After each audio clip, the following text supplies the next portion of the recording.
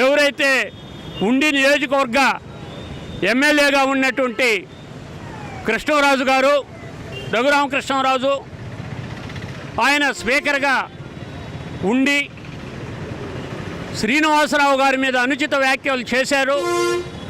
వెంటనే ఇప్పటికైనా ఆ ఇళ్ళుని కట్టించి పేదవాళ్ళు ఎక్కడైతే కూల్చారో ఆ ఇళ్ళు నిర్మించాలనేటువంటిది శ్రీనివాసరావు గారు, రాష్ట్ర కార్యదర్శి వి శ్రీనివాసరావు గారు చెప్పిన మాటని దాన్ని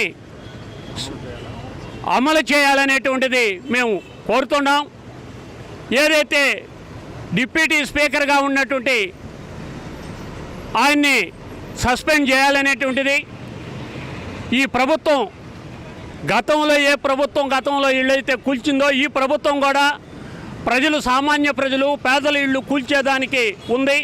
ఇప్పటికైనా ఈ కూటమి ప్రభుత్వం చంద్రబాబు నాయుడు గారు కానీ అట్లాగనే జనసేన నాయకులు వాళ్ళు కూడా దీన్ని వెంటనే పరిశీలించి వాళ్ళ మీద చర్యలు తీసుకోవాలి. వెంటనే ఇళ్ళు కట్టించాలనేటువంటిది సిపిఎం కార్యదర్శి మీద చేసిన వ్యాఖ్యల్ని మేము సిపిఎం పార్టీగా ఖండిస్తున్నాం. రాబో కాలంలో రాష్ట్ర వ్యాప్త ఉద్యమాలకి ఇప్పటికైనా క్షమాపణ చెప్పబోతే రాష్ట్ర వ్యాప్త ఉద్యమాన్ని నిర్మిస్తామని సందర్భంగా తెలియజేస్తున్నాం.